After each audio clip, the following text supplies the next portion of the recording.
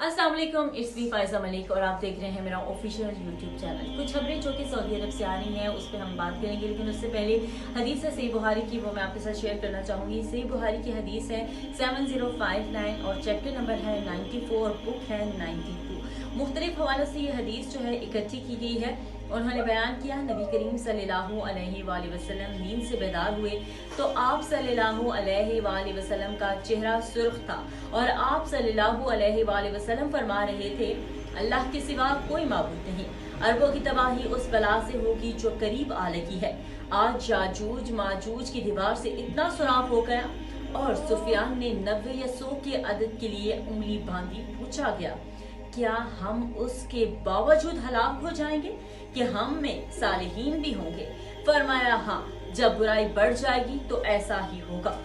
तो नाज़रीन, आप भी इस हदीस को जाके गूगल पे और अगर आपके पास इसकी जिल्द मौजूद है तो वहाँ पर भी आप इसको सर्च कर सकते हैं। अब बात करते हैं जो सऊदी शहजादा हैं, वली अहद हैं, उनके बारे में, जो कि जिद्दत पसंदी हम उन्हें कहें या मॉडर्निज्म कहें, पता नहीं ये कौन सा फलसफा है, कौन सी आइडियोलॉजी है जिसके ऊपर वो अमल पैरा हैं।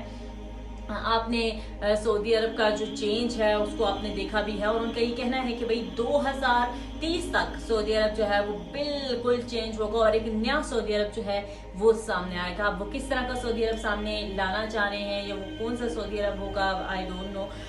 क्योंकि मोहम्मद बिन सलमान की अगर बात की जाए, उनकी जिद्दत पसंदी की बात की जाए तो उन्होंने बहुत सी चीज़ें जो है वो अब नई कर रहे हैं, जिसमें न्योम शहर जो है वो आप सबके सामने है, वो एक नई सिटी है, वो कॉपी करना चाह रहे हैं अरब अमारात को, या पता नहीं क्या होना चाह रहा है। बहरहाल हमने देखा कि सऊदी अरब की अगर बात की जाए तो वो न सिर्फ पाकिस्तानियों के लिए बल्कि पूरी उम्मत मुस्लिमा के लिए बड़ी ही मुकद्दस एक जगह है और कोई भी मुसलमान ये नहीं सोच सकता कि वहाँ पर इस तरह की चीज़ें या इस तरह की हरकतें जो है वो की जाएंगी। लेकिन अब वो सब कुछ हो रहा है। अभी जो हाल ही में एक कंसर्ट किया गया है और बहुत बड़ा कंसर्ट इसको कहा जा सकता है, जिसमें सलमान खान साहब जो यहाँ से गए हैं और उनके साथ उनके और भी साथी अदाकार मौजूद थे जिन्होंने वहाँ पे परफॉर्म किया और कुछ वहाँ पे जो लोग थे उस कंसर्ट में जिन्होंने शमूलियत इख्तियार की वो 80,000 के लगभग लोग थे। और इसके साथ साथ एक और इवेंट उससे पहले ऑर्गेनाइज किया गया जो कि जस्टिन बीबर जो बड़े फेमस सिंगर हैं, पूरी दुनिया में उनको माना जाता है, उनको वहाँ पे बुलाया गया। उसमें भी लगभग 70,000 के करीब जो थे वहाँ पे शुरा मौजूद थे।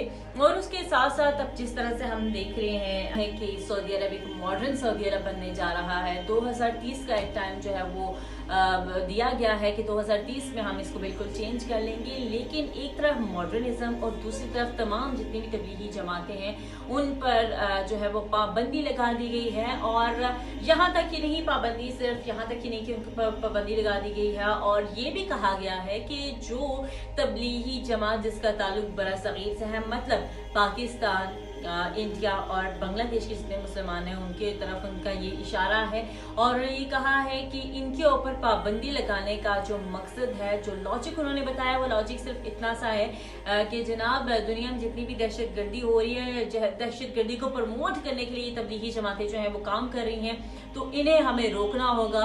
और ये ऑर्डर जो है मजहबी अमूर की जो उनकी वजारत है उसकी जानिब से दिया गया है। प्रॉपर एक ट्वीट किया गया और उसमें ये कहा गया है कि अब के बाद जितने भी खुतबे हर जुमे के दिन दिए जाएंगे वो तमाम तर स्टेट से अप्रूव होंगे और जिस स्टेट एक खुतबा देगी वही खुतबा जो है वो तमाम तर खतीब जो है अपनी अपनी मस्जिदों से देंगे।